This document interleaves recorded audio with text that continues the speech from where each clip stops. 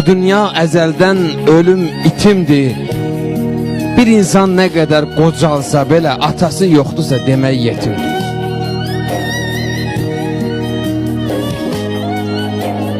Kaş ki atam yenə sağlam olaydı. O insan arzumda, diləyimdəydi. Dünyanın ən güclü insanı idim, atamın əlləri kürəyimdəydi. Nə qədər dost ola, tanışları ola, atayla heç zaman sıxılmazdım mən. Büdürəsəm dadıma çatan da olmaz.